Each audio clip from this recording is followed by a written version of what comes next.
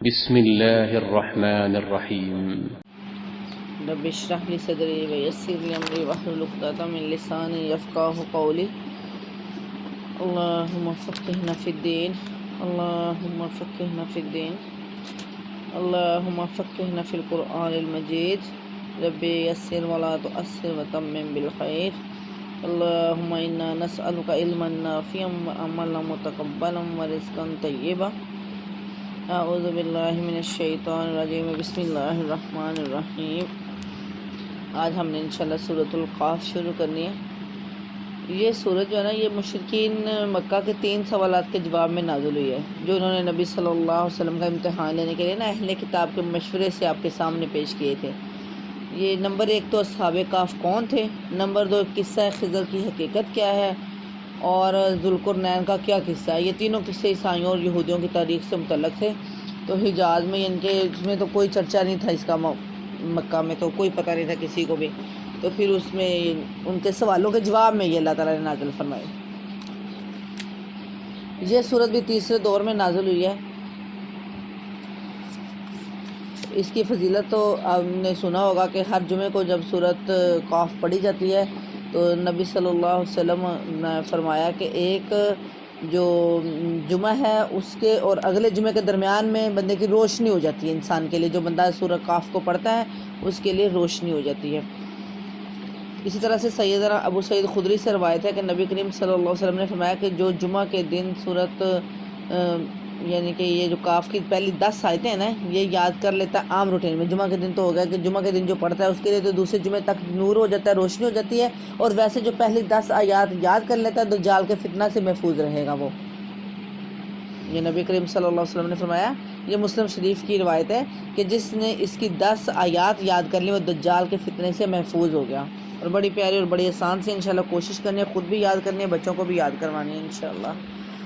پڑھتے ہیں سورۃ القاف مکیہ۔ بسم اللہ الرحمن الرحیم۔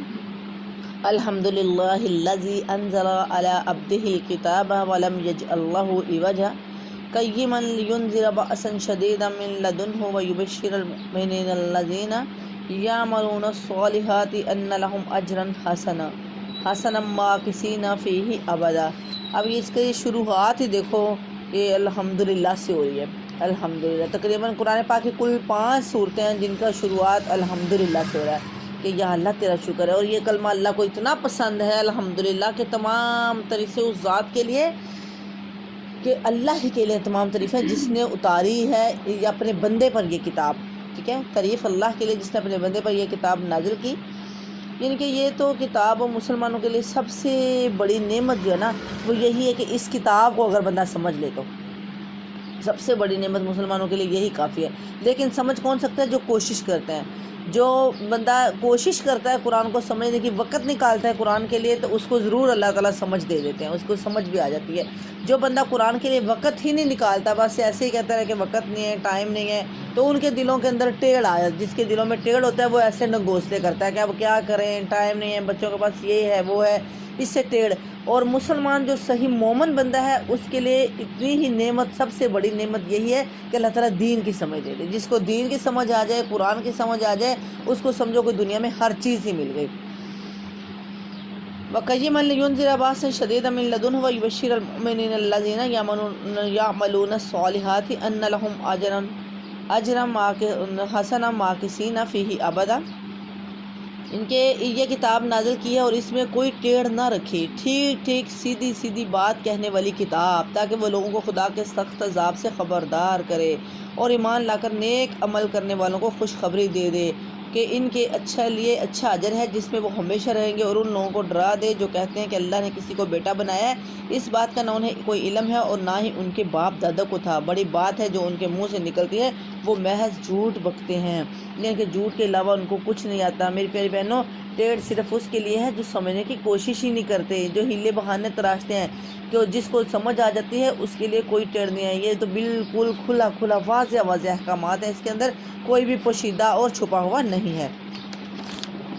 اچھا تو اے محمد صلی اللہ علیہ وسلم، شاید تم ان کے پیچھے غم کے مارے اپنی جان کھو دینے والے ہو، اگر یہ اس تعلیم پر ایمان نہ لائے، واقعہ یہ ہے کہ یہ جو کچھ سر و سامان بھی زمین پر ہے، اس کو ہم نے زمین کی زینت بنایا ہے تاکہ ان لوگوں کو آزمائیں ان میں کون بہتر عمل کرنے والا ہے۔ آخرکار ان سب کو ہم ایک چٹیل میدان بنا دینے والے ہیں۔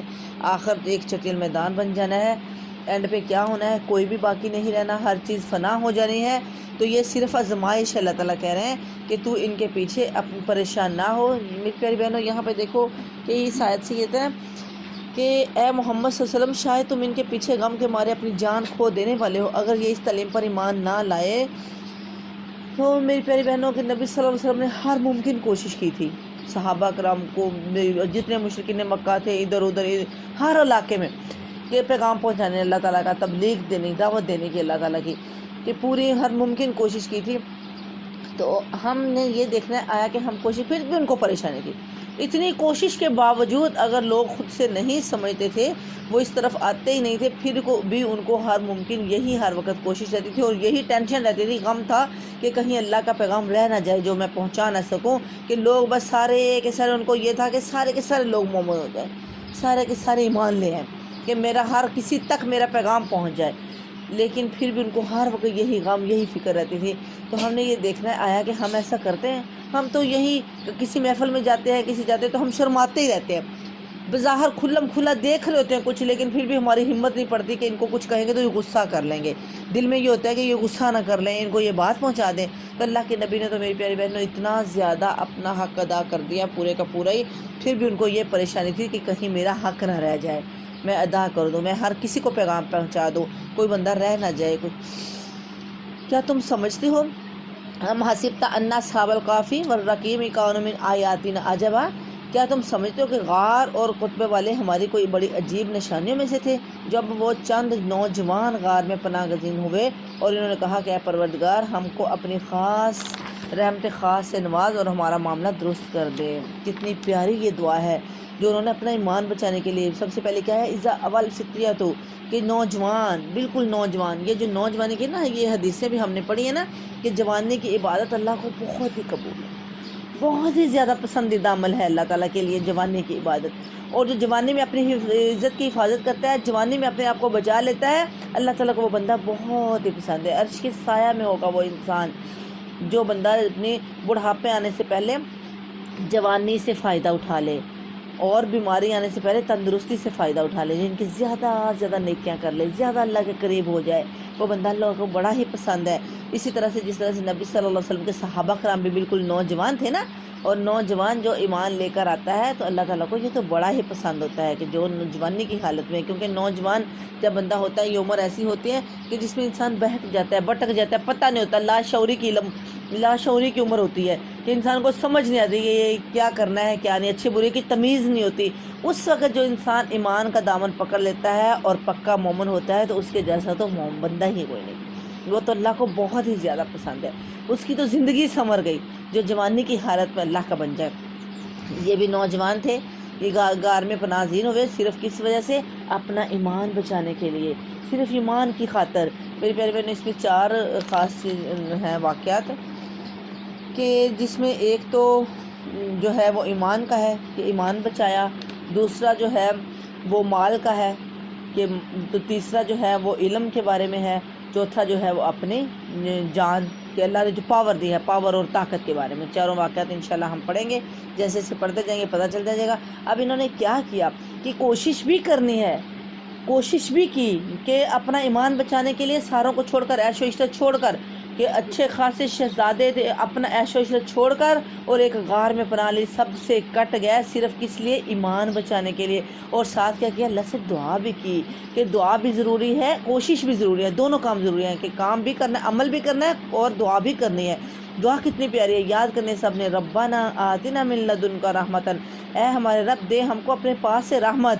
اللہ سب سے پہلے تو ہمیں رحمت دے دے، اس کے بعد اللہ تو ہدایت دے دے، اللہ پھر اس کے بعد تو ہمیں ثابت قدم رکھنا۔ 3 چیزیں نا کہ اللہ استقامت دینا، اللہ تو ہمیں اپنے پاس سے رحمت دینا، پہلے رحمت، پھر اللہ ہدایت دینا، پھر اللہ اس پر ہمیں استقامت دینا۔ اللہ تو ثابت قدمی دینا، استقامت دینا کہ تو ہی ثابت قدمی دینے والا ہے، اور جب تو ہدایت دے گا تیرے پاس سے ہی تو ہی رحمت کرنے والا ہے، تیری رحمت ہوگی اگر تو ہدایت دے گا، رحمت ہوگی تو ہدایت ہوگی، ہدایت ہوگی تو اللہ ثابت قدم رکھے گا، استقامت دے گا تو اس ہدایت کا فائدہ ہے۔ اللہ کسی طرح بھی جیسے مرضی یہ بادشاہ کر لیں، جیسے مرضی یہ بھڑکانے والے بھٹکا لیں، کہ اللہ تو ہمیں بہکانے نہ دینا، تو ہی ہمیں استقامت دینا، تو ہی استقامت دینے والا ہے۔ فَضَرَبْنَا عَلَىٰ آذَانِهِمْ فِي الْقَعْفِ سِنِينَ عَدَدًا، تو ہم نے انہیں اسی غار میں تھپک کر سال ہر سال کے لیے گہری نیند سلا دیا، پھر ہم نے انہیں اٹھایا تاکہ دیکھیں ان کے دو گروہوں میں سے کون اپنے مدت قیام کا ٹھیک شمار کرتا ہے۔ ہم ان کا اصل قصہ تمہیں سناتے ہیں کہ وہ چند نوجوان تھے جو اپنے رب پر ایمان لے آئے تھے، اور ہم نے ان کو ہدایت میں ترقی بخشی تھی، اور ہم نے ان کے دل میں اس وقت مضبوط کر دیا جب وہ اٹھے اور انہوں نے اعلان کر دیا کہ ہمارا رب تو بس وہی ہے جو آسمانوں اور زمین کا رب ہے، ہم اسے چھوڑ کر کسی اور دوسرے معبود کو نہیں پکاریں گے، اگر ہم ایسا کریں تو بالکل بیجا بات کریں گے۔ پھر انہوں نے آپس میں ایک دوسرے سے کہا، یہ ہماری قوم تو رب کائنات کو چھوڑ کر دوسرے خدا بنا بیٹھی ہے۔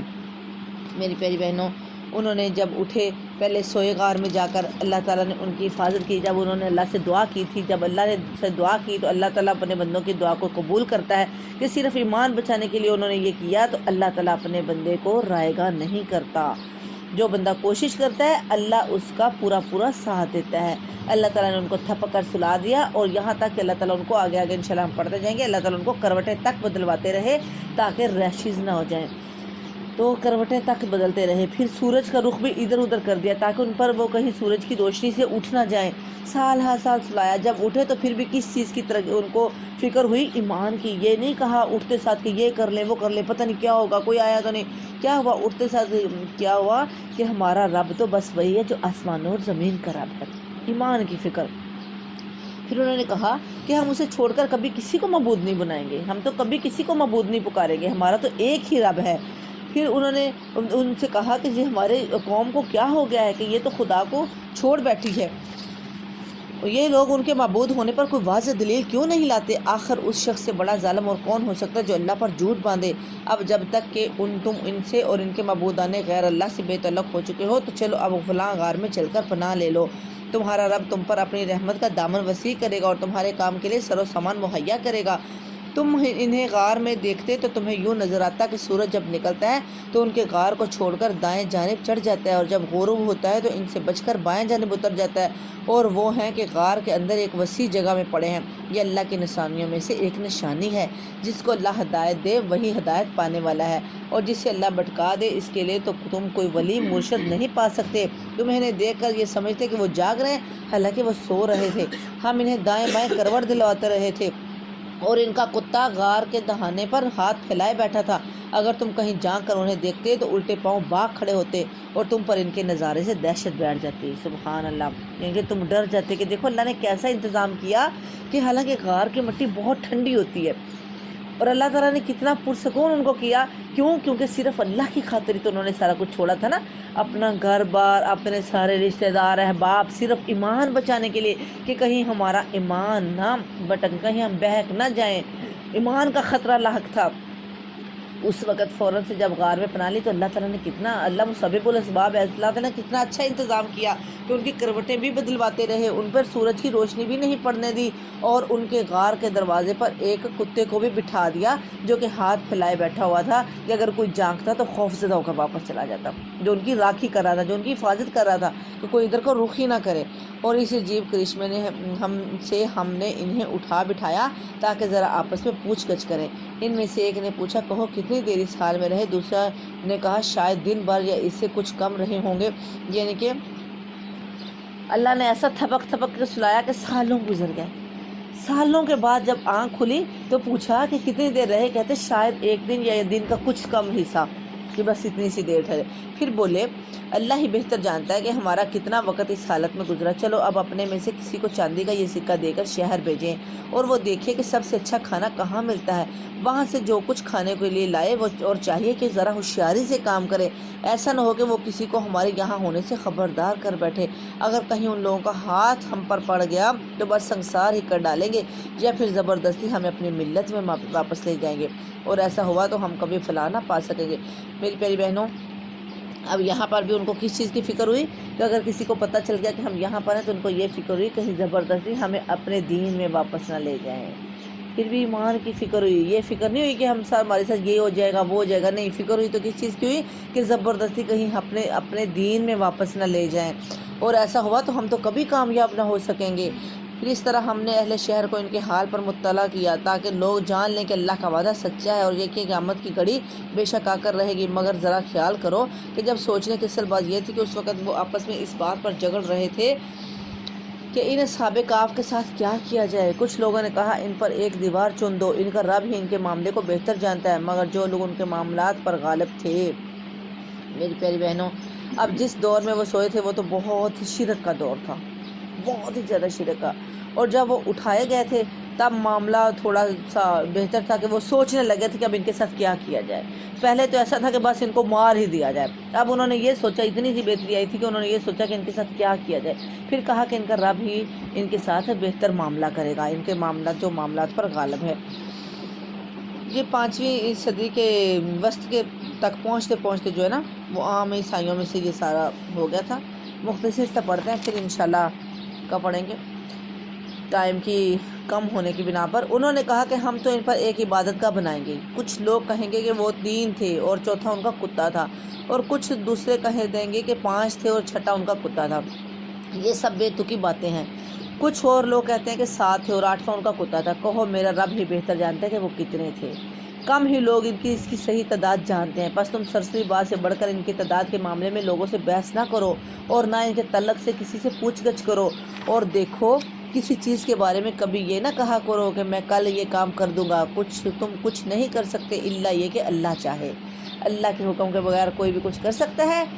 اللہ جو چاہتا ہے وہی تم کر سکتے ہو۔ کبھی یہ نہ کہو میں کل کروں گا، مگر یہ کہو کہ انشاءاللہ کروں گا، کہ اگر اللہ نے چاہا تو اللہ کے حکم سے ہی کروں گا۔ اگر بولے سے ایسی بات زبان سے نکل جائے تو فوراً اپنے رب کو یاد کرو، کہو امید ہے کہ میرا رب اس معاملے میں مجھے رشد سے قریب تر بات کی طرف میری رہنمائی فرما دے گا۔ اور وہ اپنے غار میں 300 سال رہے، اور کچھ مدت کے شمار میں 9 سال اور بڑھ گئے ہیں۔ تم کہو اللہ ان کے قیام کی مدت زیادہ جانتا ہے، آسمان اور زمین کے سب پوشیدہ احوال اسی کو معلوم ہے۔ میری پیاری بہنوں، اب یہاں پر اللہ تعالیٰ نے کیا کہا ہے کہ اصل مقصد یہ نہیں ہے کہ تم یہ گنتی کرو کہ وہ کتنے تھے، تمہیں اس سے کیا لینا دینا، یہ تو اللہ ہی کو پتہ ہے کہ وہ کتنے تھے۔ تم اس معاملے میں بحث مباحثہ نہ کرو، تم یہ دیکھو کہ ان کا کام کیا تھا، وہ گئے کیوں تھے اس کے اندر، انہوں نے کیا کیا، کہ صرف اپنے ایمان بچانے کے لیے انہوں نے پھر اللہ سے دعا کی۔ یہ دیکھو کہ اللہ تعالیٰ سے پہلے انہوں نے رحمت کی دعا کی، پھر اللہ سے انہوں نے ہدایت کی دعا کی، پھر انہوں نے اللہ سے استقامت کی دعا دی، پھر اللہ تعالیٰ نے ان کو استقامت دی کہ ان کا کام دیکھو کہ انہوں نے کیا کیا تھا، یہ نہ دیکھو کہ وہ کتنے تھے، اس سے تمہیں کیا لینا دینا، وہ جتنے بھی تھے وہ اللہ کے بندے تھے، وہ اللہ سے ڈرنے والے، کہ ان کو کسی بھی دنیاوی غرض نہیں تھی، صرف ان کو اپنے ایمان بچاؤ کی فکر تھی۔ تو میری پیاری بہنوں، اس سے ہمیں یہ اصول ملتا ہے کہ ہمیں بھی اپنے ایمان بچاؤ کی فکر ہونی چاہیے، کہ اپنا ایمان بچ جائے۔ ساری دنیا چھوٹتی ہے تو چھوٹ جائے، ایمان نہ چھوٹے۔ اصل چیز یہ ہے کہ یہی فکر ہونی چاہیے کہ ایمان بچ جائے ہمارا، اور دوسری یہ کہ سارے دنیاوی سہارے جتنے بھی ہیں یہ چھوڑ کر اللہ تعالیٰ کا سہارا اپنا لیا جائے، کہ صرف اور صرف اللہ ہی دوست ہے۔ قل اللہ اعلم بما لبث له غیب السماوات والارض ابصر به، تم کہو اللہ ان کے قیامت کی مدت زیادہ جانتا ہے، آسمان اور زمین کے سارے پوشیدہ احوال اسی کو معلوم ہے۔ کیا خوب ہے وہ دیکھنے والا اور سننے والا، زمین اور آسمان کی مخلوقات کا کوئی خبرگیر اس کے سوا نہیں، اور وہ اپنی حکومت میں کسی کو شریک نہیں کرتا۔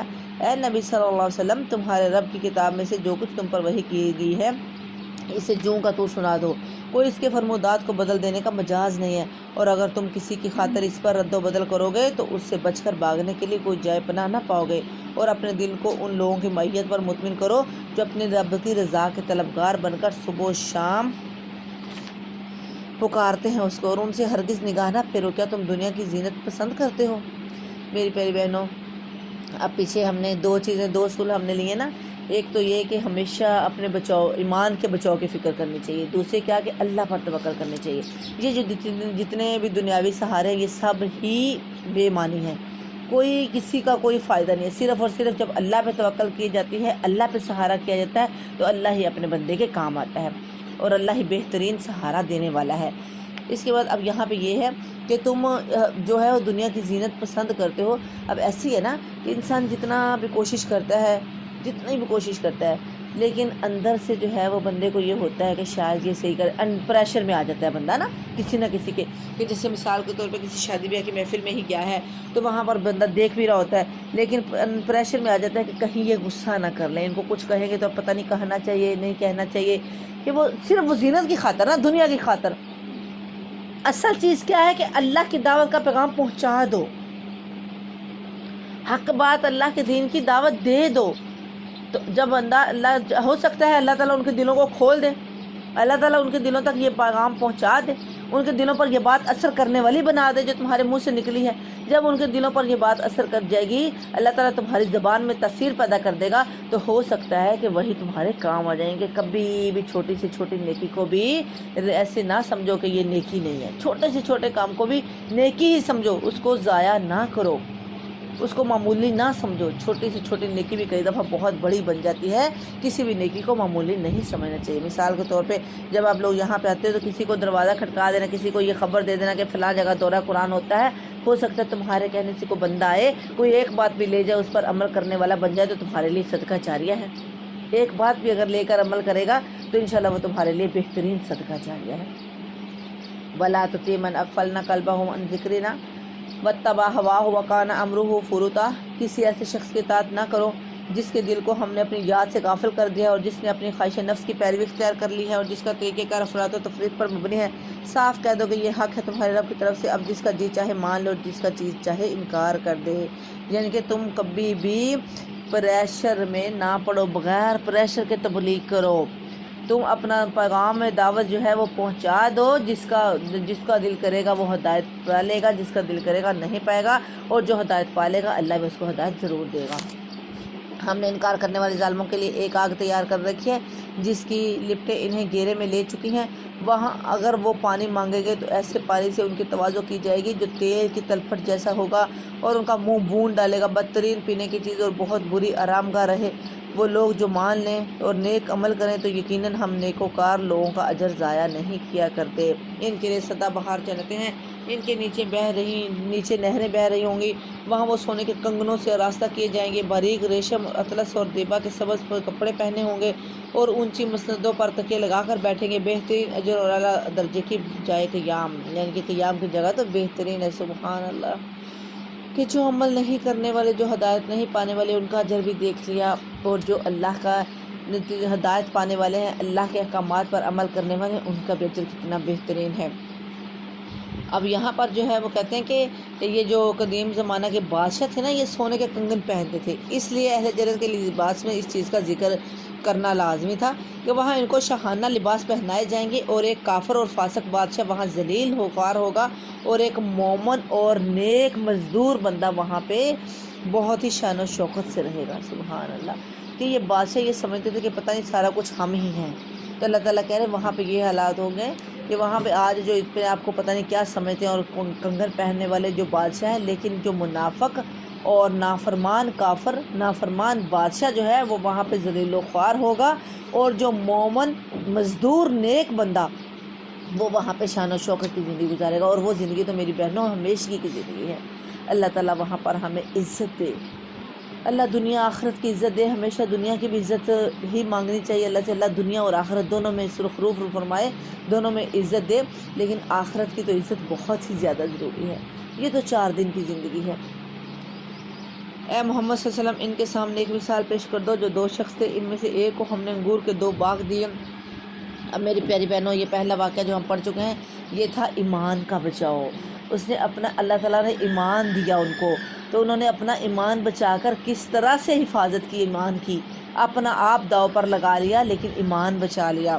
اب دوسرا جو ہے یہاں پر کہ اے محمد صلی اللہ علیہ وسلم، ان کے سامنے ایک مثال پیش کر دو. 2 شخص تھے، ان میں سے ایک کو ہم نے انگور کے 2 باغ دیے، اور ان کے گرد کھجور کے درختوں کی باڑ لگائی، اور ان کے درمیان کاشت کی زمین رکھی. دونوں باغ خوب پھلے پھولے، اور بار آور ہونے میں انہوں نے ذرا سی کسر بھی نہ چھوڑی. ان باغوں کے اندر ہم نے ایک نہر جاری کر دی، اور اسے خوب نفع حاصل ہوا. یہ کچھ پا کر ایک دن وہ اپنے ہمسائے سے بات کرتے ہوئے بولا، میں تجھ سے زیادہ مالدار ہوں، اور تجھ سے زیادہ طاقت اور نفری رکھتا ہوں۔ پھر وہ اپنی جنت میں داخل ہوا، یعنی کہ اپنے باغ میں داخل ہوا، اور اپنے نفس کے حق میں ظالم بن کر کہنے لگا میں نہیں سمجھتا کہ یہ دولت کبھی فنا ہو جائے گی، اور مجھے توقع نہیں کہ قیامت کی گھڑی کبھی آئے گی۔ تاہم اگر کبھی مجھے اپنے رب کے حضور پلٹایا بھی گیا تو ضرور اس سے بھی زیادہ شان و شوکت وہاں میں جگہ پاؤں گا۔ شان و شوکت جتنی اللہ نے مجھے یہاں دی ہے نا، تو وہاں پر اس سے بھی زیادہ مجھے شان و شوکت ملے گی۔ اس کے ہمسائے نے گفتگو کرتے ہوئے اس سے کہا کیا تو کفر کرتا ہے اس ذات سے جس نے تجھے مٹی سے اور پھر نطفے سے پیدا کیا اور تجھے ایک پورا آدمی بنا کھڑا کیا؟ رہا میں تو میرا رب تو وہی اللہ ہے، اور میں اس کے ساتھ کسی کو شریک نہیں کرتا۔ اور جب تو اپنی جنت میں داخل ہو رہا تھا تو اس وقت تیری زبان سے یہ کیوں نہ نکلا کہ ماشاء اللہ لا قوت الا باللہ؟ اگر تو مجھے مال اور اولاد میں اپنے سے کمتر پا رہا ہے تو بعید نہیں کہ میرا رب مجھے تیری جنت سے بہتر عطا فرما دے اور تیری جنت پر آسمان سے کوئی آفت بھیج دے جس سے وہ صاف میدان بن کر رہ جائے، یا اس کا پانی زمین میں اتر جائے اور پھر تو اسے کسی طرح نہ نکال سکے۔ آخرکار ہوا یہ کہ اس کا سارا ہی پھل مارا گیا، اور وہ اپنے انگوروں کے باغوں کو ٹٹیوں پر الٹا پڑا دیکھ کر اپنی لگائی ہوئی لاگت پر ہاتھ ملتا رہ گیا اور کہنے لگا کہ کاش میں نے اپنے رب کے ساتھ کسی کو شریک نہ ٹھہرایا ہوتا، نہ ہوا اللہ کو چھوڑ کر اس کے پاس کوئی جتھا کہ اس کی مدد کرتا، اور نہ کر سکا وہ آپ ہی اس آفت کا مقابلہ۔ اور اس وقت معلوم ہوا کہ کار سازی کا اختیار خدائے برحق ہی کے لیے ہے، انعام وہی بہتر ہے جو وہ بخشے، اور انعام وہی بخیر ہے جو وہ دکھائے۔ سبحان اللہ۔ میری پیاری بہنوں، پہلے واقعہ میں تو ہم نے ایمان کی حفاظت دیکھی، اب اس واقعہ میں ہم مال پر غرور دیکھ رہے ہیں کہ اس نے اپنے مال پر غرور کیا کہ اللہ تعالیٰ نے جو ہے یہ دیکھو، اللہ تعالیٰ نے یہ مثال ان قریش پر بھی فٹ کی ہے کہ جو نبی صلی اللہ علیہ وسلم سے سوالات کر رہے تھے، اور پھر ان کا یہ کہنا ہوتا تھا، جیسے پیچھے بھی ہم کئی دفعہ پڑھ چکے ہیں نا، کہ یہ جو غریب سے تیرے ساتھی بیٹھے ہوئے ان کو نکال تو ہم تیرے ساتھ دیں۔ ہر وقت وہ یہ کہتے تھے۔ ان سرداروں کو اللہ کہہ رہے ہیں کہ اللہ تعالیٰ کے نزدیک یہ کچھ بھی نہیں ہے۔ اب یہ مالدار آدمی جس کے اللہ نے مثال دی کہ اتنا مالدار کہ اس کے باغ تھے 2، پھر اس کے درمیان میں اتنی کاشتکاری والی زمین تھی، پھر اس کے دونوں باغوں کے ارد گرد سارے کھجوروں کے درخت تھے، پھر درمیان میں باغات تھے، نہریں تھیں، ماشاءاللہ اتنا خوب نفع تھا، پھر اس کے اندر تکبر آ گیا، اس نے غرور کیا۔ اس نے اپنے ہمسائے سے کہا کہ دیکھ میں تجھ سے زیادہ مالدار ہوں۔ یہ نہیں کہا کہ اللہ نے مجھے دیا ہے، اس کو کچھ کھلاتا پلاتا اور کہتا کہ اللہ نے دیا ہے، نہیں، کہتا کہ میں بہت زیادہ مالدار ہوں اور مجھے تو بہت زیادہ ہی طاقت ہے۔ پھر کہنے لگا کہ جنت میں تو اللہ تعالیٰ اس سے بھی زیادہ مجھے دے گا، جو دنیا میں اتنا دے سکتا ہے تو جنت میں دے گا۔ جس سے میری پیاری بہنوں یہ بھی پتہ چلتا ہے کہ انسان کو کبھی کسی کو خوشحال دے کر یہ نہیں سوچنا چاہیے کہ شاید یہ اللہ کا بڑا پسندیدہ بندہ ہے اس لیے اللہ نے دنیا اس کو اتنی دی ہے، نہیں، یہ غلط سوچ ہوتی ہے۔ یا کسی کو برے حال میں دیکھ کر بندہ سوچ لے کہ نہیں اللہ اس کو پسند نہیں کرتا اس لیے اس کے یہ حالات ہیں دنیا میں، تو شاید اس کا آخرت میں بھی یہ حالات ہوگا۔ نہیں، دلوں کے معاملات تو اللہ ہی جانتے ہیں۔ اللہ تعالیٰ تقویٰ دیکھتے ہیں، تقویٰ، کہ جس کے نزدیک تقویٰ، اللہ مال و دولت نہیں دیکھتے، اللہ یہ مال دے کر بھی آزماتے ہیں۔ ہمیشہ اللہ سے دعا کیا کرو کہ یا اللہ ہمیں ان آزمائشوں سے بچانا۔ اللہ یہ آزمائشیں، ہم تو بہت کمزور سے بندے، ہم پورے نہیں اتر سکتے، اللہ ہمیں کبھی بھی ان آزمائشوں میں نہ ڈالنا۔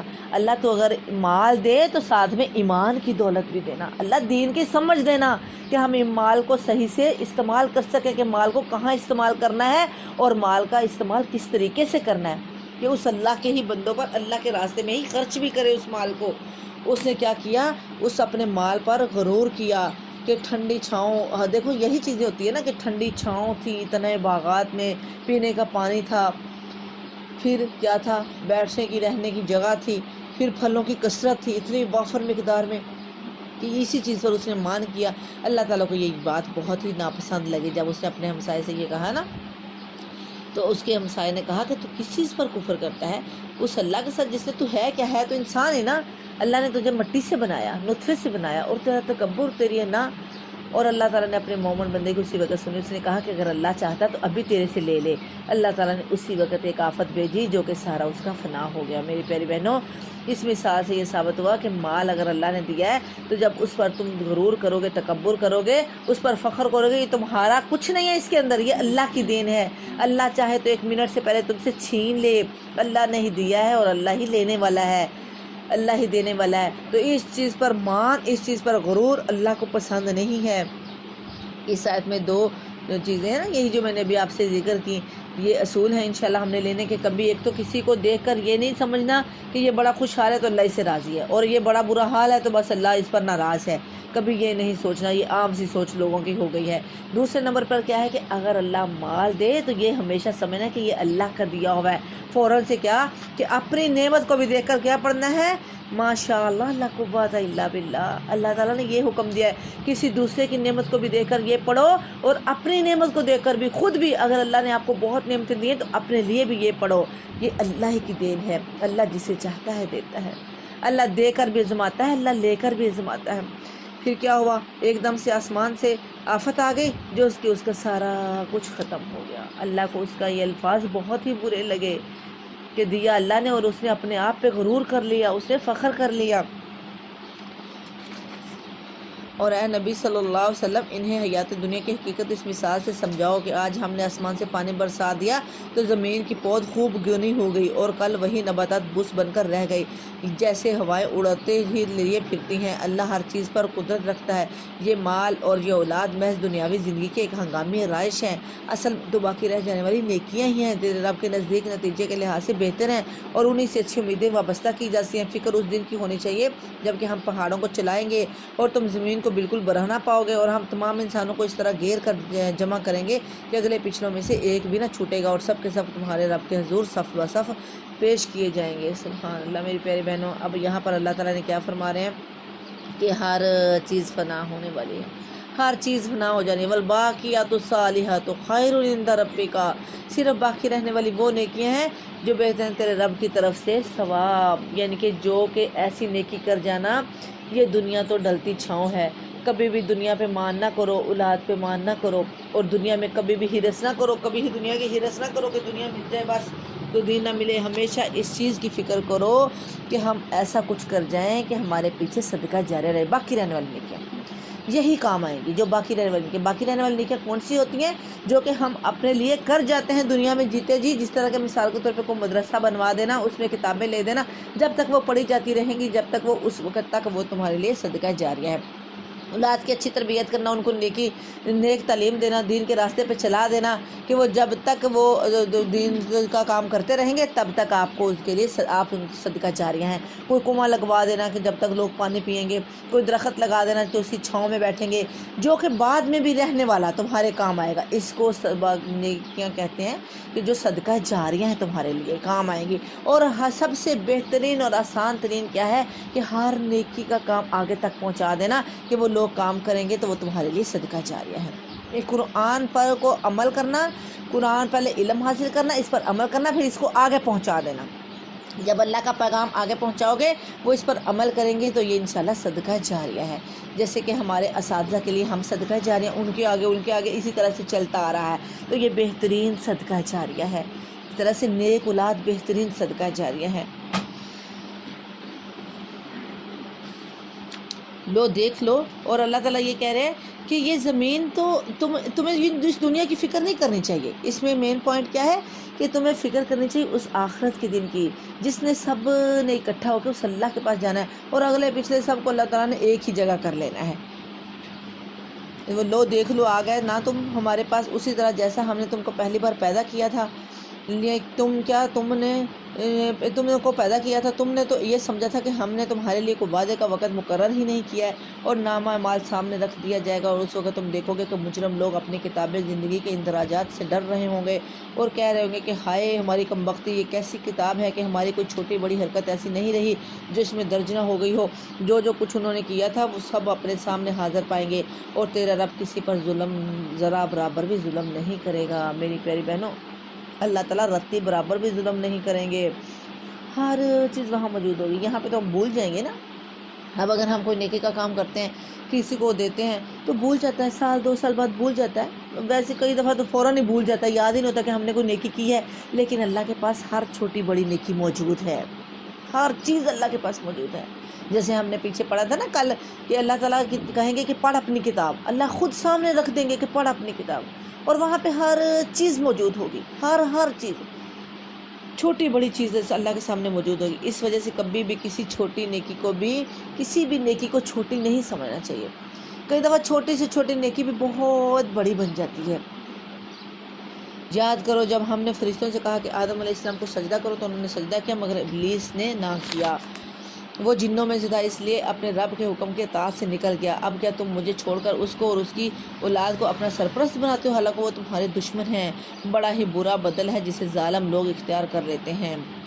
میری پیارے بہنوں، میں نے شروع میں بھی کہا تھا کہ اس صورت کے اندر 4 واقعات ہیں، 2 ہم پڑھ چکے ہیں، 2 انشاءاللہ اس کے بعد پڑھیں گے۔ اب دیکھو کہ 2 کے بعد درمیان میں اللہ تعالیٰ نے شیطان کا ذکر کر دیا کہ شیطان سے بچ کر ہی انسان جو ہے وہ عمل پیرا ہو سکتا ہے۔ اب ایمان بچایا تو شیطان سے بچ کر، شیطان کو اگر اپنے اوپر حاوی کر لیتے، شیطان کے کہنے پہ آ جاتے تو ایمان نہیں بچ سکتا تھا۔ کہ سب سے بڑا عمل دخل کیا ہے؟ شیطان سے بچنا۔ اب یہ جو جس نے مال پر فخر کیا تھا، شیطان آ گیا، شیطان نے ڈال دیا نفس کے اندر کہ بڑا تو کمایا، یہ تیرا ہی مال ہے۔ یہ نہیں سوچا کہ یہ اللہ کا دیا ہوا ہے، اللہ کی عنایت ہے۔ کہ شیطان سب سے جو بڑا اہم کردار ہے وہ کیا ہے؟ شیطان سے بچنا، ہمیشہ شیطان سے بچنے کی دعا کرتے رہنا۔ اس لیے کہا ہے کہ ہر وقت لا حول ولا قوت الا باللہ، اگر اپنے بھی کوئی چیز دیکھو کبھی اس پر فخر نہ کرو، کسی کی کوئی چیز دیکھو اس پر بھی فخر نہ کرو، اس میں کسی کا بھی اپنا کوئی کمال نہیں میری پیاری بہنوں۔ ہر وقت یہ پڑھتے رہو لا حول ولا قوت الا باللہ، ما شاء اللہ الا ما شاء اللہ الا باللہ۔ میں نے آسمان اور زمین پیدا کرتے وقت ان کو نہیں بلایا تھا اور نہ خود ان کی اپنی تخلیق میں انہیں شریک کیا تھا۔ میرا یہ کام نہیں ہے کہ گمراہ کرنے والوں کو اپنا مددگار بنایا کروں۔ پھر کیا کریں گے یہ لوگ اس روز کی جب کہ ان کا رب ان سے کہے گا کہ پکارو اب ان ہستیوں کو جنہیں تم میرا شریک سمجھ بیٹھے تھے۔ یہ ان کو پکاریں گے مگر وہ ان کی مدد کو نہ آئیں گے اور ہم ان کے درمیان ایک ہی ہلاکت کا گڑھا مشترک کر دیں گے۔ سارے مجرم اس روز آگ دیکھیں گے اور سمجھ لیں گے کہ اب انہیں اس میں گرنا ہے اور وہ اس سے بچنے کے لیے کوئی جائے پناہ نہ پائیں گے۔ ہم نے اس قرآن میں لوگوں کو طرح طرح سے سمجھایا مگر انسان بڑا ہی جھگڑالو واقعہ ہوا ہے۔ میری پیاری بہنوں، اللہ تعالیٰ کہتے ہیں کہ انسان اتنا جھگڑالو ہے کہ اس دن قیامت کے دن بھی اللہ سے جھگڑا کرے گا۔ یہاں پہ بار بار حالانکہ غلطی تو اپنی ہے کہ قرآن کے ساتھ تعلق نہ جوڑا، ہدایت نہ حاصل کی، کوشش ہی نہ کی قرآن کو سمجھنے کی، لیکن وہاں پر قیامت کے دن بھی اللہ سے جھگڑا کرے گا کہ مجھے پتہ ہی نہیں چلا، یہ میں نے ایسے کیا تھا، میں نے ایسے کیا تھا۔ انسان بڑا ہی جھگڑالو ہے، ہر بات میں جھگڑا کرتا ہے، ہر بات میں یہ کہتا ہے کہ اس میں میرا کوئی قصور نہیں، میرا کوئی قصور نہیں، ایسے ہو گیا، ایسے ہو گیا، ایسے ہو گیا۔ لیکن جو بندہ اللہ کے ساتھ تعلق جوڑنے والا ہے، جو ہدایت حاصل کرنے والا ہے، اللہ تعالیٰ اسے ہدایت ضرور دیتے ہیں، لیکن وہ ہیلے بہانے بنا کر پھر بھی وہ جھگڑا ہی کرتا ہے۔ وہ اپنے آپ کو تو کہتا ہی نہیں کہ میری غلطی ہے، ایسے ہی ہے نا، کوئی سی بھی غلطی ہو جاتی ہے تو آگے سے اگلے بندے کے ساتھ ہی جھگڑا کرتا ہے کہ نہیں میں تو صحیح ہوں، یہی غلط ہے۔ ان کے سامنے جب ہدایت آئی تو اسے ماننے اور اپنے رب کے حضور معافی چاہنے سے آخر ان کو کس چیز نے روک دیا؟ اس کے سوا اور کچھ نہیں کہ وہ منتظر ہیں کہ ان کے ساتھ بھی وہی کچھ ہو جو پچھلی قوموں کے ساتھ ہو چکا ہے، یا یہ کہ وہ عذاب کو سامنے آتے دیکھ لیں۔ رسولوں کو ہم اس کام کے سوا اور کسی غرض کے لیے نہیں بھیجتے کہ وہ بشارت اور تنبیہ کی خدمت انجام دے دیں، مگر کافروں کا حال یہ ہے کہ وہ باطل کے ہتھیار لے کر حق کو نیچے دکھانے کی کوشش کرتے ہیں، اور انہوں نے میری آیات کو اور ان تنبیہات کو جو انہیں کی گئی مذاق بنا لیا۔ اور اس شخص سے بڑھ کر ظالم اور کون ہے جسے اس کے رب کی آیات سنا کر نصیحت کی جائے اور وہ ان سے منہ پھیر لے اور اس برے انجام کو بھول جائے جس کا سر و سامان اس نے اپنے لیے خود اپنے ہاتھوں کیا ہے۔ جن لوگوں نے یہ روش اختیار کی ہے ان کے دلوں پر ہم نے غلاف چڑھا دیے، جنہیں قرآن کی بات ہی نہیں سمجھنے دیتے، اور ان کے کانوں میں ہم نے گرانی پیدا کر دی۔ تم انہیں ہدایت کی طرف کتنا ہی بلاؤ وہ اس حالت میں کبھی ہدایت نہ پائیں گے۔ استغفر اللہ۔ میری پیاری بہنوں، یہاں پہ دیکھو کہ اللہ تعالیٰ کیا کہہ رہے ہیں کہ انسان کے کچھ بھی اپنے اختیار میں نہیں ہے، ٹھیک ہے؟ اختیار میں کیا ہے؟ حق حاصل کرنا، جستجو کرنا، علم حاصل کرنے کی اور ہدایت کی اور عمل کرنے کی جستجو کرنا۔ جب بندہ جستجو کرتا ہے، ہدایت حاصل کرتا ہے تو اللہ تعالیٰ اس کو ضرور ہدایت دے دیتے ہیں۔ تو انسان کو کوشش کرنی چاہیے۔ جب بندہ قرآن کو لے کر جگہ جگہ جاتا ہے کہ ہم نے اس کو سیکھنا ہے، سیکھنے کی کوشش کرتا ہے تو اللہ تعالیٰ اس کا دل کھول دیتے ہیں، اس کا دل اس دین کے لیے کھول دیتے ہیں، اللہ تعالیٰ اس کو سمجھ آ جاتی ہے، اس کو اللہ ہدایت دے دیتے ہیں۔ تو جب بندہ گھر میں بیٹھا رہے اور کہے کہ میں کیسے کروں، اللہ نے میرے مقدر میں نہیں کیا، اللہ نے تو کہا، اللہ مقدر میں کر دیتا تو ہو جاتا ہے یہ، تو اس وقت اللہ کیا کرتا ہے؟ جب بندہ ہر درمی کرتا ہے، اللہ علم حاصل کرنے کی کوشش ہی نہیں کرتا، ہدایت حاصل کرنے کی کوشش ہی نہیں کرتا، اس وقت اللہ تعالیٰ پھر اس کے دل پر غلاف چڑھا دیتے ہیں، پھر وہ کبھی کوئی بات اس کے دل پر اثر ہی نہیں کرتی، وہ کبھی اس طرف آ ہی نہیں سکتا. نعوذ باللہ من ذالک. اللہ تعالیٰ اپنے پناہ میں رکھے. تیرا رب بڑا ہی درگزر کرنے والا اور رحیم ہے، اور ان کے کرتوتوں پر انہیں پکڑنا چاہتا تو جلد ہی عذاب بھیج دیتا، مگر ان کے لیے وعدے کا ایک وقت مقرر ہے اور ان سے بچ کر باغ نکلنے کی یہ کوئی راہ نہ پائیں گے. اب یہاں پر یعنی کہ یہ ہم نے آیت نمبر 55 اور 56 میں یہ پڑھا تھا کہ اس کے پیچھے سارے اہل کتاب ہی ہیں. اس آیت کے پیچھے خطاب جن سے ہے کہ جو حق کو جان کر بھی قبول نہیں کرتے تھے. اب اللہ سب کو یہ موقع دیتا ہے کہ سب سمجھنے کا، لیکن جب سب جان بوجھ کر بھی ضد کرتے ہیں تو تب اللہ کو لاسٹ چڑھاتا ہے نا. موقع تو اللہ دیتا ہے. اب اللہ تعالیٰ نے موقع ہی دیا ہوا ہے نا ہر جگہ. اب دیکھو رمضان آیا ہے جگہ جگہ پہ، اب تو بہت ہی آسان ہے دین کو حاصل کرنا، اور اللہ انسان کو لچک دیتے ہیں، اللہ ڈیل دیتے ہیں، اللہ موقع دیتے ہیں، لیکن پھر بھی اگر کوئی موقع سے فائدہ نہیں اٹھاتا تو پھر اللہ کا لاف چڑھاتے ہیں. اب یہاں پہ کیا ہے کہ اللہ تعالیٰ تو انسانوں کی کرتوتوں کو پکڑنا چاہے تو جلد ہی فوراً سے عذاب بھیج کر پکڑ دے، لیکن اللہ کیا کرتا ہے؟ اللہ ڈھیل دیتا ہے، اللہ درگزر کرنے والا ہے، اللہ رحم کرنے والا ہے، مگر ان کے لیے وعدے کا ایک وقت مقرر ہے. اس سے بچ کر تو وہ بھاگنے والے ہیں ہی نہیں، کوئی راہ نہیں پائیں گے اللہ سے بھاگ کر. آخر تو اللہ کے پاس ہی جانا ہے. کب تک بھاگیں گے؟ انسان جتنا بھی بھاگنا چاہے میری پیاری بہنوں کب تک بھاگے گا؟ جانا تو اللہ کے پاس ہے نا. مرنا ہے تب بھی، جینا ہے جس حال میں بھی، اللہ سے تو نہیں بچ سکتا. اللہ کے پاس جانے کے بغیر تو اس کا گزارا ہی نہیں. اب یہ عذاب اور رسیدہ بستیاں تمہارے سامنے موجود ہیں. انہوں نے جب ظلم کیا تو ہم نے انہیں ہلاک کر دیا، اور ان میں سے ہر ایک کی ہلاکت کے لیے ہم نے وقت مقرر کر رکھا تھا. ذرا ان کو وہ قصہ تو سناؤ جو موسیٰ علیہ السلام کو پیش آیا تھا جب کہ موسیٰ نے اپنے خادم سے کہا تھا. امیر پیار بہن، یہ تیسرا واقعہ آ گیا. تیسرا قصہ یہ علم کے بارے کیا ہے کہ اللہ تعالیٰ نے علم اور حکمت دونوں چیزوں سے نوازا. یہاں پہ علم اور حکمت کا امتحان ہے تیسرے واقعہ میں کہ حضرت موسیٰ علیہ السلام نے اپنے خادم سے کہا تھا کہ میں اپنا سفر ختم نہ کروں گا جب تک کہ دونوں دریاؤں کے سنگم پر نہ پہنچ جاؤں، ورنہ میں ایک زمانہ دراز تک چلتا ہی رہوں گا. پر جب وہ ان کے سنگم پر پہنچے تو اپنی مچھلی سے غافل ہو گئے، اور وہ نکل کر اس طرح دریا میں چلی گئی جیسے کچھ سرنگ لگی ہو. آگے جا کر موسیٰ علیہ السلام نے اپنے خادم سے کہا، لاؤ ہمارا ناشتہ، آج کی سفر میں تو ہم بری طرح تھک گئے ہیں. خادم نے کہا، آپ نے دیکھا یہ کیا ہوا؟ جب ہم اس چٹان کے پاس ٹھہرے ہوئے تھے اس وقت مجھے مچھلی کا خیال نہ رہا، اور شیطان نے مجھے ایسا غافل کر دیا کہ میں اس کا ذکر آپ سے کرنا ہی بھول گیا. مچھلی تو عجیب طریقے سے نکل کر دریا میں چلی گئی. موسیٰ علیہ السلام نے کہا، اسی کی تو ہمیں تلاش تھی. چنانچہ وہ دونوں اپنے نقش قدم پر پھر واپس ہوئے، اور وہاں انہوں نے ہمارے بندوں میں سے ایک بندے کو پایا جسے ہم نے اپنی رحمت سے نوازا تھا اور اپنی طرف سے ایک خاص علم عطا کیا تھا. موسیٰ علیہ السلام نے اس سے کہا، کیا میں آپ کے ساتھ رہ سکتا ہوں تاکہ آپ مجھے بھی اس دانش کی تعلیم دیں جو آپ کو سکھائی گئی ہے؟ اس نے جواب دیا، آپ میرے ساتھ صبر نہیں کر سکتے، اور جس چیز کی آپ کو خبر نہ ہو آخر آپ اس پر صبر کر بھی کیسے سکتے ہیں؟ موسیٰ علیہ السلام نے کہا، انشاءاللہ آپ مجھے صبر پائیں گے، اور میں کسی معاملے پر بھی آپ کی نافرمانی نہیں کروں گا. اس نے کہا، اچھا اگر آپ میرے ساتھ چلتے ہیں تو مجھ سے کوئی بات نہ پوچھیے جب تک کہ میں خود اس کا آپ سے ذکر نہ کروں. میری پیاری بہنوں، ان آیات سے ہمیں یہ سبق ملتا ہے کہ موسیٰ علیہ السلام بھی نبی تھے، اور یہ جن کے ساتھ یہ جو دوسرا ساتھی ہے ان کے بارے میں آتا ہے کہ یہ حضرت خضر علیہ السلام تھے. تو یہ جو حضرت خضر علیہ السلام تھے، یہ حضرت موسیٰ علیہ السلام نے یہ نہیں کہا کہ میں تو خود نبی ہوں. تو یعنی کہ کتنی عاجزی تھی علم حاصل کرنے کے لیے نا، کہ ان کو یہ شوق تھا کہ میں اور علم حاصل کروں. حالانکہ نبی تھے، بہت علم اللہ نے دے رکھا تھا، لیکن ان کے اندر یہ جستجو تھی، یہ شوق تھا. اور جب بندے کے اندر یہ شوق ہوتا ہے تو کتنی عاجزی تھی. انہوں نے یہ نہیں کہا کہ میں تو خود نبی ہوں، میں صبر کیوں کروں یا میں ایسے کیوں کروں. کہا کہ آپ مجھے صبر کرنے والوں میں سے پائیں گے، میں صبر کروں گا، آپ مجھے سکھا دیجئے جو آپ کے پاس علم ہے. یعنی کہ علم حاصل کرنے کے لیے عاجزی اور ادب کا احترام جو ہے، ادب کا دامن ہاتھ سے نہیں چھوڑا، ادب کے ساتھ بولے، بڑے پیار کے ساتھ، بڑی عاجزی کے ساتھ، بڑے سی اچھے نرمی کے ساتھ انہوں نے یہ کلام کیا. اب وہ دونوں روانہ ہوئے، اور یہاں تک کہ جب وہ ایک کشتی میں سوار ہو گئے تو اس نے کشتی میں شگاف ڈال دیا. موسیٰ علیہ السلام نے کہا کہ ڈال دے تو سب کشتی والوں کو ڈبو دیں، یہ تو آپ نے ایک سخت حرکت کر ڈالی. اس نے کہا، میں نے تم سے نہ کہا تھا کہ تم میرے ساتھ صبر نہیں کر سکتے؟ موسیٰ علیہ السلام نے کہا، بھول چک پر مجھے نہ پکڑیے، میرے معاملے پر آپ ذرا سختی سے کام نہ لیں. اب یہاں پہ دیکھیے کہ حضرت علیہ السلام نے ذرا بھی نہیں ڈانٹا ڈونٹا، صرف یہ کہا کہ میرا اور آپ کا یہ وعدہ تھا، میں نے آپ سے کہا تھا نا کہ آپ نہیں صبر کر سکیں گے. بس یہ وعدہ یاد دلایا نا کہ جو وعدہ کیا تھا.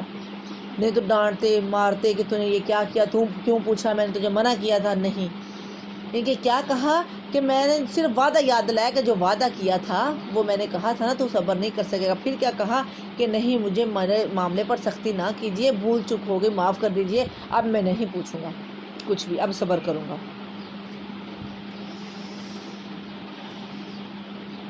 پھر وہ دونوں چلے یہاں تک کہ ان کو ایک لڑکا ملا اور اس شخص نے اسے قتل کر دیا. موسیٰ علیہ السلام نے کہا آپ نے ایک بے گناہ کی جان لے لی، حالانکہ اس نے کسی کا خون نہ کیا تھا، یہ کام تو آپ نے بہت ہی برا کیا. اس نے کہا میں نے تم سے نہ کہا تھا کہ تم میرے ساتھ صبر نہیں کر سکتے. موسیٰ علیہ السلام نے کہا اس کے بعد اگر میں آپ سے کچھ پوچھوں تو آپ مجھے ساتھ نہ رکھیں. لیجیے اب تو میری طرف سے آپ کو عذر مل گیا، یعنی کہ اب اگر میں پوچھوں گا نا تو پھر بس پھر میں نہیں ساتھ چل سکتا، اب میں نہیں بولوں گا. یہاں تک کہ ایک بستی میں پہنچے اور وہاں کے لوگوں سے کھانا مانگا، مگر انہوں نے ان دونوں کی ضیافت سے انکار کر دیا. وہاں انہوں نے ایک دیوار دیکھی جو گرنا ہی چاہتی تھی. اس شخص نے اس دیوار کو پھر قائم کر دیا. موسیٰ علیہ السلام نے کہا اگر آپ چاہتے تو اس کام کی اجرت لے سکتے تھے. اس نے کہا بس میرا تمہارا ساتھ ختم ہوا، اب میں تمہیں ان باتوں کی حقیقت بتاتا ہوں جن پر تم صبر نہ کر سکے تھے. اس کشتی کا معاملہ یہ ہے کہ وہ چند غریب آدمیوں کی تھی جو دریا میں محنت مزدوری کرتے تھے. میں نے چاہا کہ اسے عیبدار کر دوں کیونکہ آگے ایک ایسے بادشاہ کا علاقہ تھا جو ہر کشتی کو زبردستی چھین لیتا تھا. رہا وہ لڑکا تو اس کے والدین مومن تھے. ہمیں اندیشہ ہوا کہ یہ لڑکا اپنی سرکشی اور کفر سے ان کو تنگ کرے گا، اس لیے ہم نے اسے چاہا کہ ان کا رب اس کے بدلے ان کو ایسی اولاد دے جو اخلاق میں بھی اس سے بہتر ہو، جس سے صلہ رحمی بھی زیادہ متوقع ہو. اور اس دیوار کا معاملہ یہ ہے کہ یہ 2 یتیم لڑکوں کی ہے جو اس شہر میں رہتے ہیں. اس دیوار کے نیچے ان بچوں کے لیے ایک خزانہ مدفون ہے اور ان کا باپ ایک نیک آدمی تھا، اس لیے تمہارے رب نے چاہا کہ یہ دونوں بچے بالغ ہوں اور اپنا خزانہ نکال لیں. یہ تمہارے رب کی رحمت کی بنا پر کیا گیا ہے، میں نے کچھ اپنے اختیار سے نہیں کیا. یہ ہے حقیقت ان باتوں کی جن پر تم صبر نہ کر سکے. یہ حقیقت بتا دی. سبحان اللہ. اب دیکھو میری پیاری بہنوں کہ یہ علم کی جستجو کرنا اور پھر علم کو سیو کرنا، محفوظ کرنے کا طریقہ کیا ہوتا ہے کہ اس پر عمل کرنا، اور جب اس پر عمل ہو جاتا ہے تو پھر اسے دوسروں تک پہنچانا. اب یہاں پر بار بار صبر کا ہی ذکر آ رہا ہے. تو میری پیاری بہنوں اب دیکھو کہ یہاں پہ حضرت خضر علیہ السلام کو اللہ تعالیٰ نے یہ حکمت دی تھی، یہ اللہ کی دین تھی نا. تو انہوں نے یہ کہا کہ یہ اللہ کی رحمت سے ہی، یہ نہیں کہا کہ میں بڑا تھا عالم اور مجھے بڑا پتہ تھا تجھے نہیں پتہ تھا، ایسا ذرا بھی نہیں انہوں نے سوچا. انہوں نے کیا کہا کہ یہ تو رحمت من ربک وما فعلتہ عن امری، کہ میں تو اس کے ہی کام، اس کے حکم سے ہی سارا کچھ کیا، یہ اس کی رحمت مجھ پر، کہ اللہ کی رحمت سے ہی یہ ہوا ہے. یہ ایسا نہیں انہوں نے سوچا کہ یہ میرا اپنا کمال ہے، مجھے یہ بڑا پتہ ہے. کیا کہا کہ اللہ نے مجھے یہ علم دیا ہے، اللہ کی ہی تعریف کی، اللہ کی تعریف بیان کی اور اللہ کی رحمت کی تعریف بیان کی کہ تمہارے رب کی رحمت کی بنا پر یہ کیا گیا ہے. میرا کچھ اختیار نہیں ہے، میرا اپنا تو کچھ بھی نہیں ہے اس کے اندر. ہمارا کیا حال ہوتا ہے، ذرا سا کچھ کرتے ہیں تو یہ سمجھتے پتہ نہیں ہم نے کیا بات ڈالی ہے. ایسے ہوتا ہے نا، ذرا سی معاملوں پہ اپنے آپ کو فوقیت دینے لگ جاتے ہیں کہ بس میں نے پتہ نہیں کیا کر لیا. اور اتنے بڑے معاملات میں بھی اللہ نے یہ حکمت دی، ورنہ نبی تو حضرت موسیٰ علیہ السلام بھی تھے لیکن ان کو ان کسی چیز کا بھی پتہ نہیں تھا. اسی لیے میری پیاری بہنوں جب بھی کوئی پریشانی آتی ہے، کوئی آزمائش آتی ہے، تو اسی وجہ سے یہی کہنا چاہیے صبر کیا ہے. جیسے یہ بار بار صبر کا آ رہا ہے ذکر کہ علیہ صبرا، یہاں پر بھی صبر کیا ہے کہ ہر کام میں صبر کا جو امتحان ہوتا ہے نا، وہ ایسے ہوتا ہے کہ ہم نے یہ دیکھنا ہوتا ہے کہ کہاں کہاں ہم بے صبرے ہو جاتے ہیں، غصے میں آ جاتے ہیں. اکثر گھروں میں ہی ایسا ہوتا ہے، بچے ذرا سا کچھ کر دیتے تو ایسے بے صبرے ہو جاتے ہیں، اس طرح بری طرح سے غصے میں آ جاتے ہیں جس کا کوئی حساب نہیں. اگر صرف یہ کہہ لیں کہ تو کیا ہوا، کوئی بات نہیں، بچوں نے بھی کہاں جانا ہے، کہاں کھیلنا ہے، کیا ہوا، کوئی بات نہیں. اللہ تعالیٰ ہمیں صحیح معنوں میں صبر والا بنائے. اور انہوں نے دیکھو کہ کتنا زیادہ یہی کہا نا کہ صبر کر صبر کر، صبر کا ہی تلقین دی جا رہی ہے.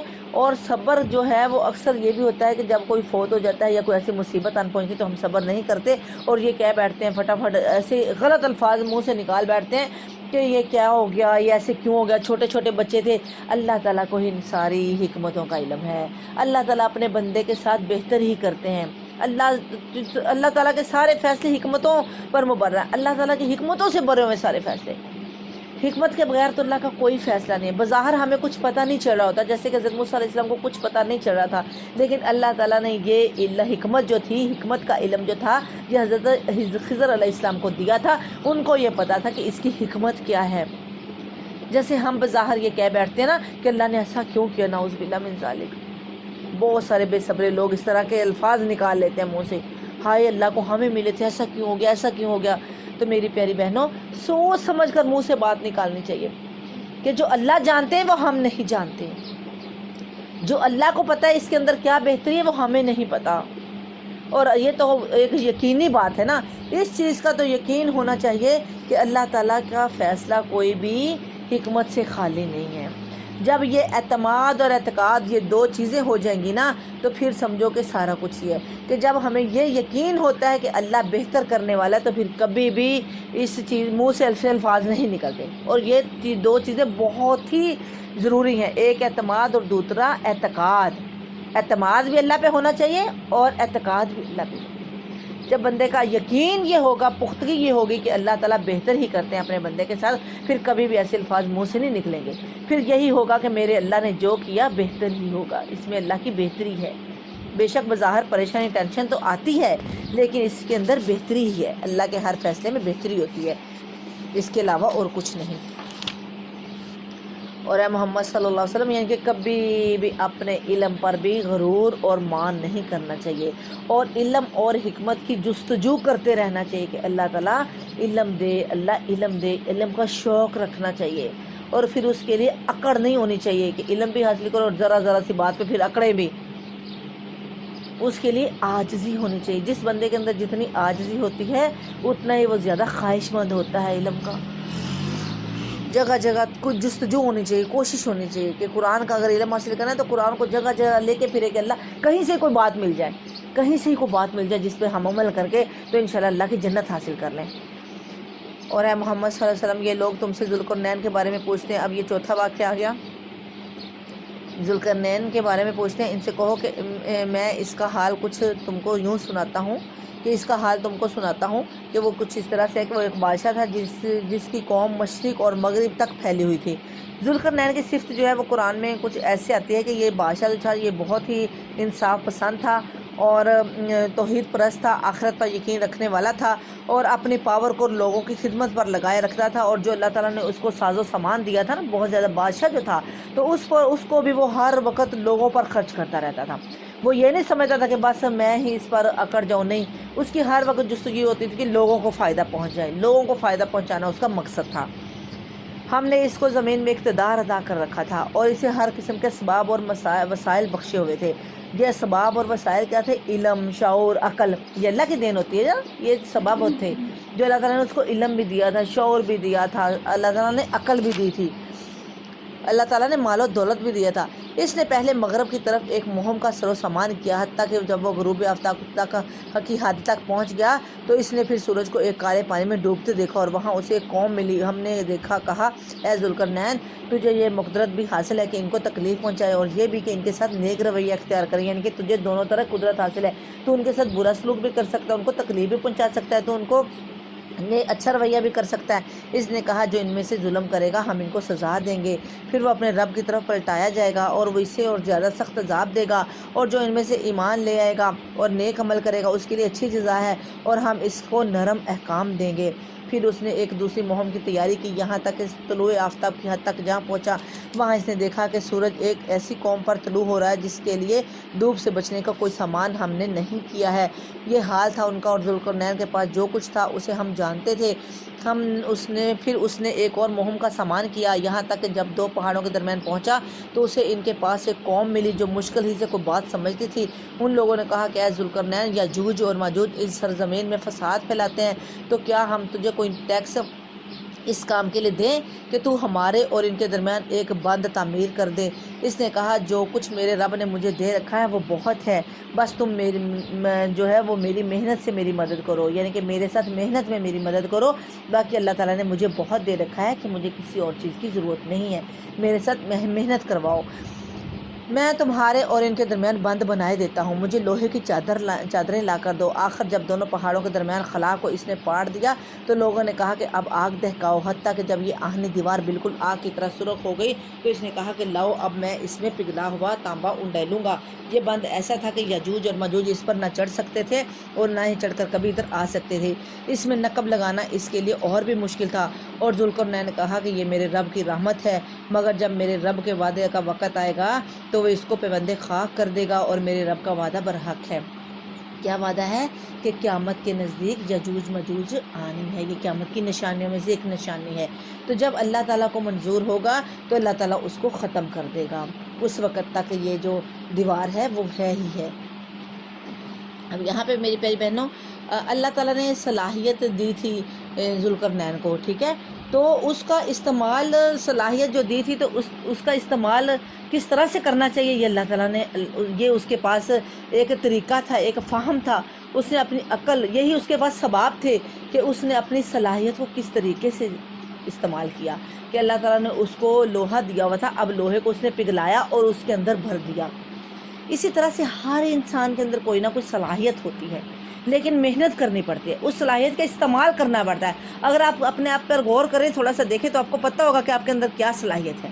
ہر انسان کو اللہ تعالیٰ نے صلاحیت بخشی ہے، لیکن کیا ہے کہ ہم اس کا استعمال نہیں کرتے، اس کو زنگ چڑھ جاتا ہے۔ ہم یہ سمجھتے ہیں کہ بس ہاتھ پہ ہاتھ رکھ کے بیٹھے رہیں کہ بس ہمارے پاس ٹائم ہی نہیں ہے، وقت ہی نہیں، کیسے کریں۔ نہیں میری پیاری بہنوں، اللہ تعالیٰ نے ہر انسان کو جو صلاحیت دی ہے اس کا فائدہ اٹھانا چاہیے، اور اس کا فائدہ دوسروں کو ہونا چاہیے، اس صلاحیت کا استعمال کرنا چاہیے۔ جب بندہ اس صلاحیت کا استعمال کرتا ہے تو اللہ تعالیٰ مدد کرتا ہے۔ جب اس کا اوپر سے زنگ اتر جاتا ہے تو اللہ تعالیٰ اور نکھار دیتے ہیں اس کو، اور زیادہ نکھرتا ہے بندہ، اور چمکتا ہے۔ کبھی بھی کوئی بھی ہنر، کوئی بھی چیز اگر انسان کے پاس ہے، کوئی صلاحیت ہے، تو اس کو استعمال کرنے سے وہ کم نہیں ہوتی، بلکہ وہ بڑھتی ہے، اس کے اندر اضافہ ہوتا ہے۔ اب دیکھو انہوں نے اینڈ پہ کیا کہا کہ میرے رب کی رحمت ہے۔ انہوں نے مضبوط دیوار بنانے کے بعد اپنی بڑائی پر فخر نہیں کیا میری پیاری بہنوں۔ بڑائی تو انہوں نے یہ نہیں کہا کہ میں نے بنا لی، انہوں نے یہ کہا کہ یہ اللہ کی رحمت سے ہی قرار پائی ہے، یہ اگر اللہ کی رحمت نہ ہوتی تو میں ایسا نہ کر سکتا۔ اللہ کی رحمت ہی بیان کی۔ اور اس روز ہم لوگوں کو چھوڑ دیں گے کہ سمندر کی موجوں کی طرح ایک دوسرے سے گتھم گتھا ہوں، اور سور پھونکا جائے گا، اور ہم سب انسانوں کو ایک ساتھ جمع کریں گے، اور وہ دن ہوگا کہ جب ہم جہنم کو کافروں کے سامنے لائیں گے، اور ان کافروں کے سامنے جو میری نصیحت کی طرف سے اندھے بنے ہوئے تھے اور کچھ سننے کے لیے تیار ہی نہ تھے، تو کیا یہ لوگ جنہوں نے کفر اختیار کیا یہ خیال رکھتے ہیں کہ مجھے چھوڑ کر میرے بندوں کو اپنا کارساز بنا لیں گے؟ ہم نے ایسا یہ کافروں کی ضیافت کے لیے جہنم تیار کر رکھی ہے۔ اس طرف سے یہ پوری صورت جو کا خاتمہ ہے کلام جو ہے نا، وہ اس لیے اس کی مناسبت ذوالقرنین کے قصے میں نہیں، یہ تھوڑا سا حاشیہ پڑھتی ہوں اس کی تفسیر میں سے 74 سے، یہ کہ یہ پوری صورت کا خاتمہ کلام جو ہے یہ اس لیے اس کی مناسبت ذوالقرنین کے قصے میں نہیں بلکہ صورت کے مجموعی مضمون میں تلاش کرنی چاہیے، کہ صورت کا مجموعی مضمون یہ ہے کہ نبی صلی اللہ علیہ وسلم اپنی قوم کو شرک چھوڑ کر توحید اختیار کرنے اور دنیا پرستی چھوڑ کر آخرت پر یقین لانے کی دعوت دے رہے تھے، مگر قوم کے بڑے بڑے سردار اپنی دولت اور شوکت اور عظمت کے گمان میں نہ صرف اپنے آپ صلی اللہ علیہ وسلم کی اس دعوت کو رد کر رہے تھے، بلکہ ان چند راستی پسند انسانوں کو بھی جنہوں نے یہ دعوت قبول کر لی تھی ظلم و ستم اور ضلالت کا نشانہ بنا رکھا تھا ان لوگوں نے نا ان کو۔ اس پر وہ ساری تقریر کی گئی جو شروع صورت سے یہاں تک چلی آ رہی ہے، یہ ان کے سارے تینوں قصے جو ہیں وہ اسی وجہ سے بیان کیے گئے ہیں کہ جو لوگ اس طرح سے کر رہے تھے کہ پتہ نہیں یہ سارا کچھ ہماری ہی شان و شوکت ہے، تو اللہ تعالیٰ نے تینوں قصے بتا کر یہ بات واضح کر دی، اور یہ بھی بتا دیا کہ یہ اللہ کے نبی ہیں۔ ٹھیک جو انہوں نے سوال کیے تھے وہ اللہ تعالیٰ کو ہی پتہ تھا، اللہ تعالیٰ نے اس صورت کے اندر یہ واقعات بتا دیے، اس سے پہلے کسی کو بھی علم نہیں تھا۔ اے محمد صلی اللہ علیہ وسلم ان سے کہو کہ کیا ہم تمہیں بتائیں کہ اپنے اعمال میں سب سے زیادہ ناکام اور نامراد لوگ کون ہوں گے؟ وہ کہ دنیا کی زندگی میں جن کی ساری کوشش اور جدوجہد سیدھے راستے سے بھٹکی رہی اور وہ سمجھتے رہے کہ وہ سب کچھ ٹھیک کر رہے ہیں، اور یہ وہ لوگ ہیں جنہوں نے اپنے رب کی آیات کو ماننے سے انکار کیا اور اس کے حضور پیشی کا یقین نہ کیا، اس لیے ان کے سارے اعمال ضائع ہو گئے۔ قیامت کے روز ہم انہیں کوئی وزن نہ دیں گے۔ استغفر اللہ، نعوذ باللہ من ذالک۔ میری پیاری بہنوں، کہ سب سے زیادہ بد نصیب انسان وہ ہوگا کہ جس کی ساری زندگی اعمال میں گزری، اعمال بھی کیے، یہ نہیں کہ نہیں کیے، دن رات عمل کرتا رہا، لیکن کیا کہ ان کے اعمال سارے ضائع ہو گئے۔ اس جیسا بھی کوئی انسان ہوگا کہ اس نے سیدھا راستہ اختیار ہی نہیں کیا، صحیح سے اللہ کی رضا کے لیے وہ کیے ہی نہیں، یا تو ریاکاری کے لیے کیے، یا پھر نبی صلی اللہ علیہ وسلم کی سنت کے خلاف کیے، بدعتیں کی، اللہ کے نبی کی سنت کے مطابق نہیں کیے، تو یہ سارے اعمال ان کے ضائع، ان کو قیامت والے دن کوئی وزن نہیں دیا جائے گا۔ اب ہم نے اپنے آپ کو ضرور چیک کرنا ہے کہ ہمارے اعمال کیسے ہیں، آیا کہ ہم اللہ کی رضامندگی کے لیے اپنے اعمال کرتے ہیں، اللہ کی خوشنودی چاہنے کے لیے اپنے اعمال کرتے ہیں کہ اللہ تعالیٰ ہمیں قیامت والے دن سرخرو کرے اور اللہ تعالیٰ ہمیں جنتیں عطا فرمائے؟ کیا ہم جو ہیں وہ اپنے اعمال نبی صلی اللہ علیہ وسلم کی سنت کے مطابق کرتے ہیں کہ جو عمل اللہ کے نبی نے کیا تاکہ ہمارے اعمال ضائع نہ ہوں؟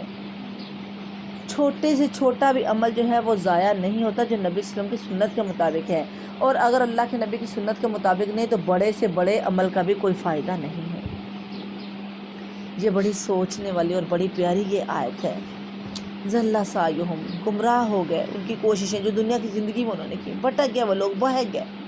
دوبارہ پھر سنو، اے محمد صلی اللہ علیہ وسلم ان سے کہو کہ ہم تمہیں بتائیں کہ اپنے اعمال میں سب سے زیادہ ناکام اور نامراد لوگ کون ہیں؟ وہ کہ دنیا کی زندگی میں جن کی ساری جد و جہد اور کوشش سیدھے راستے سے بھٹکی رہی، اور وہ یہ سمجھتے رہے کہ وہ سب کچھ ٹھیک کر رہے ہیں، یعنی کہ کبھی انہوں نے یہ سمجھا ہی نہیں کہ ہم غلطی پر ہیں۔ اور یہ وہ لوگ ہیں جنہوں نے اپنے رب کی آیات کو ماننے سے انکار کیا اور اس کے حضور پیشی کا یقین ہی نہ کیا کہ ہم نے اس کے حضور جانا ہے، اس کے سامنے پیش ہونا ہے، اس سے حساب کتاب لینا ہے، اس لیے ان کے سارے اعمال ضائع ہو گئے۔ قیامت کے روز ہم انہیں کوئی وزن نہ دیں گے۔ استغفر اللہ، نعوذ باللہ من ذالک۔ اور ان کی جزا جہنم ہے، اس کفر کے بدلے جو انہوں نے کیا اور اس مذاق کی پاداش میں جو وہ میری آیات اور میرے رسولوں کے ساتھ کرتے رہے۔ البتہ وہ لوگ جو ایمان لائے اور جنہوں نے نیک عمل کیے ان کی میزبانی کے لیے فردوس کے باغات ہیں۔ سبحان اللہ، 107 آیات ہیں کہ اللہ تعالیٰ کہتے ہیں جنہوں نے نیک عمل کیے اور ایمان لائے ان کے لیے تو فردوس کے باغات ہیں۔ میری پیاری بہنوں، نبی صلی اللہ علیہ وسلم نے فرمایا کہ جنت میں سب سے اعلیٰ جو مقام ہے وہ فردوس ہے، اس لیے ہمیشہ اللہ سے دعا کیا کرو کہ اللہم انا نسألک جنت الفردوس، جنت الفردوس مانگا کرو اللہ سے کہ اللہ تعالیٰ ہمیں جنت الفردوس میں اعلیٰ مقام عطا فرمانا۔ اللہ جنت میں اعلیٰ مقام جنت الفردوس ہے جو اعلیٰ ہے، جنتوں کے درجات ہیں، جنتوں کے نام ہیں، سب سے اعلیٰ جو درجہ ہے وہ جنت الفردوس ہے، جن میں وہ ہمیشہ رہیں اور کبھی اس جگہ سے نکل کر کہیں جانے کو ان کا جی نہ چاہے گا۔ اے محمد صلی اللہ علیہ وسلم کہو کہ اگر سمندر میرے رب کی باتیں لکھنے کے لیے روشنائی بن جائے تو وہ ختم ہو جائے، میرے رب کی باتیں ختم نہیں ہوں گی۔ سبحان اللہ، کہ پورا سمندر بھی اگر سیاہی بن جائے تو تب بھی باتیں ختم نہیں ہوں گی۔ اگر اتنی ہی روشنائی ہم اور لے آئیں تو وہ بھی کفایت نہ کرے۔ اے محمد صلی اللہ علیہ وسلم کہو کہ میں تو ایک انسان ہوں تم ہی جیسا، میری طرف تو وحی کی جاتی ہے کہ تمہارا خدا بس ایک ہی خدا ہے، بس جو کوئی اپنے رب کی ملاقات کا امیدوار ہو اسے چاہیے کہ نیک عمل کرے اور بندگی میں اپنے رب کے ساتھ کسی اور کو شریک نہ کرے۔ سبحان اللہ، کتنا پیارا شروع ہے اس کا اور کتنا پیارا اینڈ ہے اس کا نا، کتنی پیاری سورہ ہے۔ انشاءاللہ اس کی 10 آیات بھی ضرور یاد کرنی ہے اور انشاءاللہ اس کو بڑے غور سے دوبارہ انشاءاللہ ضرور پڑھنا ہے۔ انشاءاللہ اب تو ہم نے جو ہے وہ فٹافٹ سے ہی ایک سرسری سا ہی پڑھا ہے، انشاءاللہ بڑے غور سے اور یعنی کہ وقت کی کمی کی وجہ سے ہم نے اس طرح سے پڑھا ہے، تو انشاءاللہ ہم اس کو بڑے سمجھ کے پڑھیں گے۔ اللہ تعالیٰ ہمیں عمل والا بنائے، اللہ تعالیٰ ہمارے لیے ملاقات کا شوق رکھ دے کہ اللہ تعالیٰ جو ہے وہ ہم اپنے ملاقات کا شوق ہمارے اندر رکھ دے اور پیدا کر دے کہ ہم اللہ تعالیٰ کی ملاقات کا شوق کریں، اور اللہ ہمیں قبول کر لے۔ ملاقات کا شوق تبھی ہوگا جب ہمیں اللہ قبول کر لے گا، ہم سیدھے راستے پر چلیں گے، جب اچھے احکامات کریں گے، اچھے کام کریں گے، نیک عمل کریں گے تو انشاءاللہ اللہ تعالیٰ کا شوق آٹومیٹکلی ہو جائے گا۔ تو اللہ تعالیٰ ہمیں قبول کر لے۔ یہ تھوڑا تھوڑا سا جو ہم نے پڑھا ہے اللہ تعالیٰ اس پر عمل کرنے کی توفیق عطا فرمائے، اور اللہ تعالیٰ ہماری یہ باتیں جو بھی ہم کرتے ہیں اللہ تعالیٰ نے قبول فرما لے۔ اللہ تعالیٰ اس میں اپنی رضا شامل کر دے، ہے تو اللہ تعالیٰ کی رضا کے لیے کرتے ہیں۔ اللہ یہ کم ہے، تھوڑا ہے، اللہ یہ ہے تیری رضا کے لیے، اللہ تو قبول کر لے۔ اللہ جو تو نے قبول کر لیا تو تھوڑا بھی ہمارے لیے بہت زیادہ ہو جائے گا۔ اب یہاں پر ہم نے کیا کیا بلا پڑھا ہے اس کے اندر، صورت کے اندر جو انشاءاللہ ہم نے پوائنٹ لینے ہیں اور انشاءاللہ ہم نے ان پر عمل کرنا ہے۔ ایک ہم نے پڑھا ہے ایمان کا امتحان، ایمان کا امتحان ہوتا ہے میری پیاری بہنوں۔ اللہ تعالیٰ ہمیں ہمیشہ ایمان کے بچاؤ کی، ہمیشہ اللہ تعالیٰ جو ہے وہ ہمیں اپنا ایمان بچانے کی توفیق عطا فرمائے کہ ساری دنیا جاتی ہے تو چلی جائے، اللہ تعالیٰ ایمان بچانے کی توفیق دے۔ کہیں چھوٹی چھوٹی سی باتوں پہ بک کر ہم دنیا نہ لے لیں۔ جس نے ایمان بچا لیا اللہ اس کا بن جاتا ہے میری بہنوں۔ نمبر 2، دولت کا امتحان۔ یہ جو دولت ہے نا یہ ڈلتی چھاؤں ہے، یہ بھی امتحان ہوتی ہے۔ اللہ تعالیٰ ہمیں صلاحیت دے اور اللہ تعالیٰ ہمیں صحیح معنوں میں ہدایت دے کہ ہم نے دولت کا استعمال کیسے کرنا ہے۔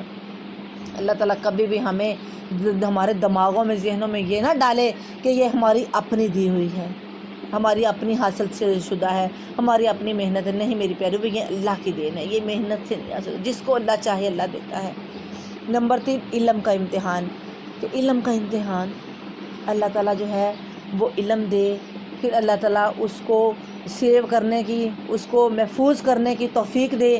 اس کو محفوظ کیسے کرنا ہے؟ عمل کرنا ہے۔ جب علم ہوگا اس کو عمل کریں گے تو وہ محفوظ ہوگا، اور پھر اس کو آگے پہنچانے کی۔ اور نمبر 4، پاور کا انتظام۔ اگر اللہ تعالیٰ نے ہمیں طاقت دی ہے، قوت دی ہے، تو اللہ تعالیٰ اس کو اللہ ہی کے راستے میں لگانے کی توفیق عطا فرمائے کہ اس کو ہم نے کہاں استعمال کرنا ہے۔ یہ 4 چیزیں ایسی ہیں کہ جو اللہ تعالیٰ دے کر بندے کو آزماتا ہے کہ یہ میرا بندہ کہاں کہاں کیسے استعمال کرتا ہے۔ سبحان ربک رب العزت عما یصفون وسلام علی المرسلین والحمد للہ رب العالمین۔